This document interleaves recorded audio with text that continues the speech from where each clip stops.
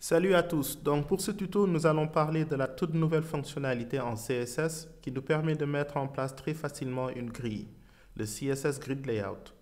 Donc auparavant on a utilisé des tableaux, plein de frameworks dont le fameux Bootstrap et récemment Flexbox pour arriver à ce résultat. Nous allons nous appuyer sur ce très beau design, le Elton UI Kit, que vous pouvez télécharger gratuitement sur le site de pixelbuddha.net. Donc, juste aller là-bas et téléchargez-le et nous pouvons travailler ensemble là-dessus. Je l'ai déjà téléchargé et ouvert sur Zeppelin. Zeppelin est un outil fascinant qui aide avec l'analyse du design. Si vous utilisez Adobe Bracket comme IDE, vous avez accès à un outil similaire, PSD Sketch, ou Etch je crois.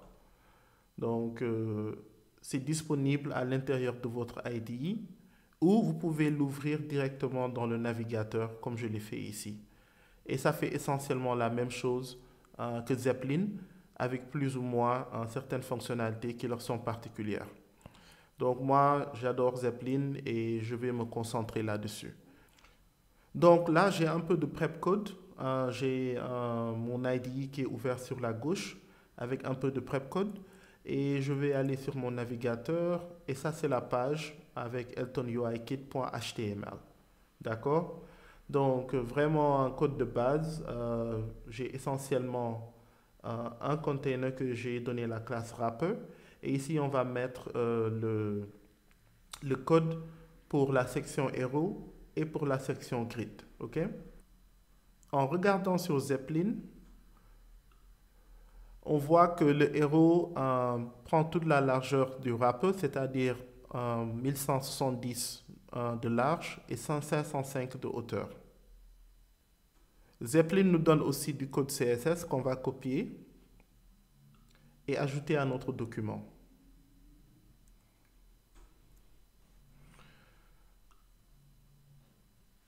On va s'occuper de l'espace ici. OK? Et là, on va juste remplacer cette classe avec hero fashion. Ce sera la classe que je vais utiliser. Et à l'intérieur de hero fashion, je vais avoir une classe box. Donc, adressons le HTML. Pour le hero, comme j'ai fait, je vais mettre hero fashion. Et à l'intérieur, il y aura une classe box. OK. Donc, si on sauvegarde cela et qu'on retourne sur notre navigateur, on voit que le héros s'affiche déjà.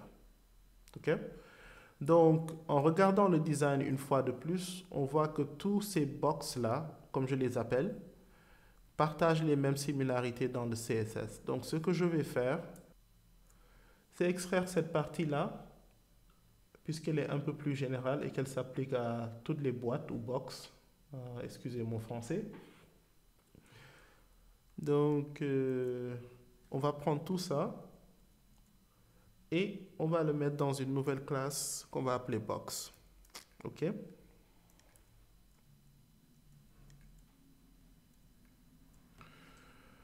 Donc, pour notre design, si on retourne au navigateur, rien ne change. OK? Maintenant, pour la section de la grille, on va avoir un container ou bien un parent qui va s'appeler row ou qui aura la classe row.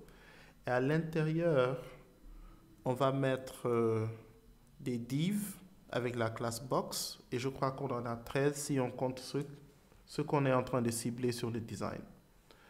OK. Maintenant là, rien ne s'affiche parce que ces box-là n'ont pas de hauteur. Pour celui-là, il y a une hauteur de 505. Mais pour vous montrer qu'ils existent bel et bien, si on ajoutait une hauteur, disons, de 10 pixels, et peut-être une marge de 10 pixels, vous voyez qu'ils sont bel et bien là. Mais tout cela, nous allons prendre ça en compte avec le CSS Grid. OK? Donc, laissez-moi enlever cela. Et la première chose à faire ici, c'est de prendre le parent qui est row et de lui donner un display grid. OK. Vous avez vu display flexbox avant ou bien display table. Dans ce cas, on met display grid. Mais vous voyez que rien ne s'affiche pour le moment. La grille est essentiellement une combinaison de colonnes et de lignes. Donc, il nous faut indiquer comment on aimerait qu'elle s'affiche. Donc, pour les colonnes, regardons le design rapidement d'abord. On voit que il y a essentiellement 4 colonnes. Bien qu'il y ait certaines colonnes qui sont un peu plus grandes ou un peu plus larges que les autres, à la base, on a 4 colonnes.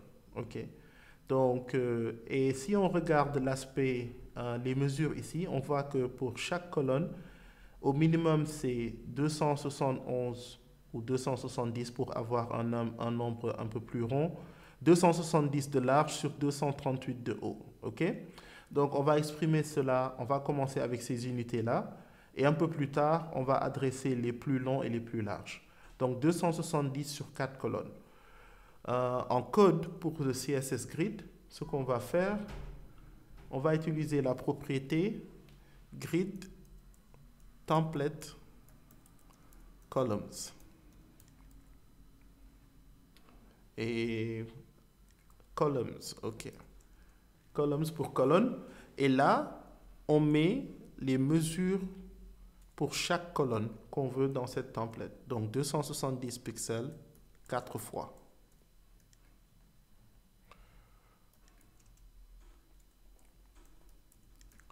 Voilà.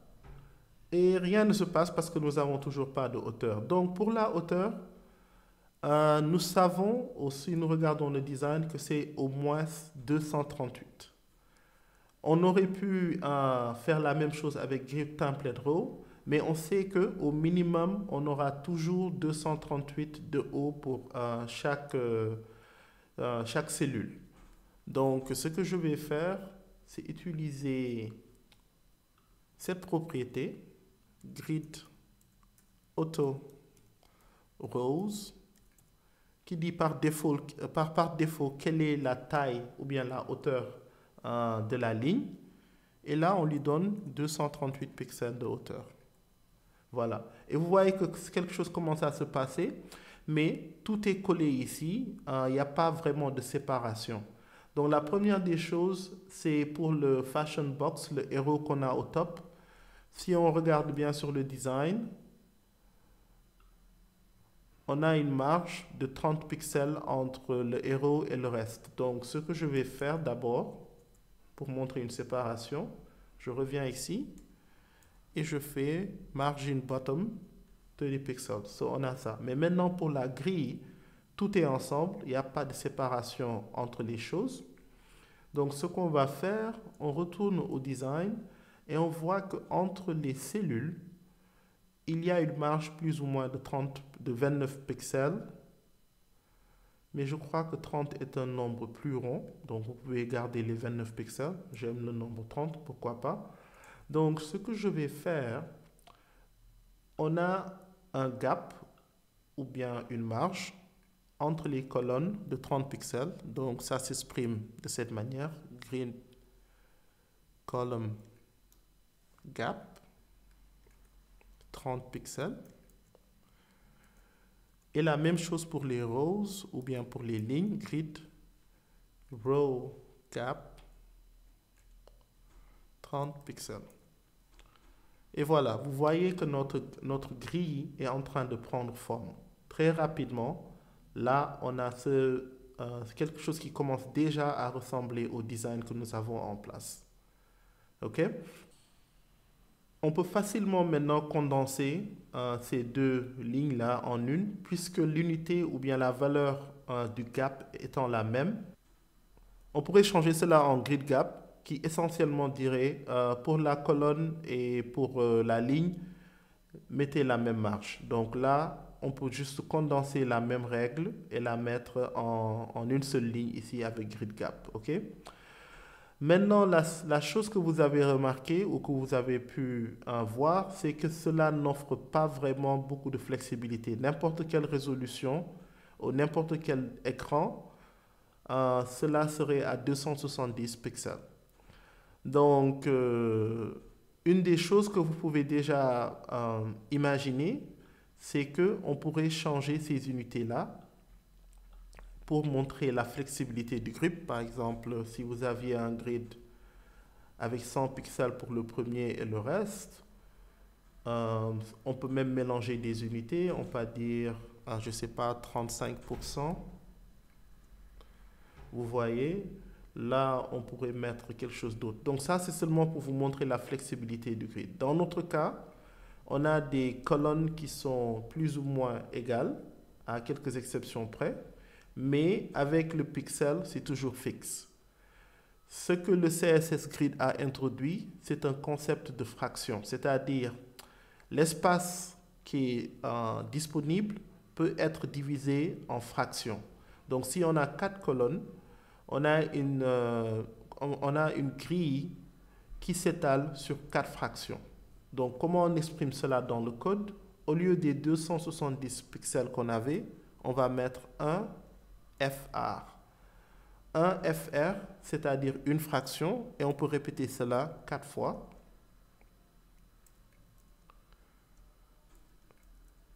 Et on retourne à la case de départ avec notre design initial. Donc cela nous permet vraiment de ne pas être collé aux pixels. Cela permet au grid d'avoir la fluidité dont on a besoin dans le responsive design. OK? Donc finalement, nous avons ces 3 cellules.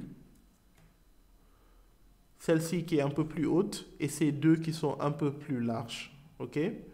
Donc, c'est la première cellule, la seconde, numéro 3, 4 et la cinquième. Pour la cellule 1, 2 et 5, nous devons faire quelque chose de particulier ou bien au moins leur donner une classe secondaire et les adresser de cette manière-là. Donc, retournons sur le code et la première cellule ici. Nous allons ajouter une classe qui s'appelle TallSpan. Pour la cellule numéro 2 qui est un peu plus large, on va ajouter la classe WideSpan. Et pour la cellule numéro 5, 2, 3, 4 et 5 qui se trouve là, on va ajouter également la classe WideSpan. OK? Maintenant ici, pour TallSpan, on va lui dire essentiellement d'occuper 2 lignes. Donc, comment on va exprimer cela? On va cibler la ligne, grid row, et on va ajouter la propriété span et dire va sur 2 lignes. Et vous voyez comment ça s'est adapté déjà. On va faire la même chose pour WideSpan.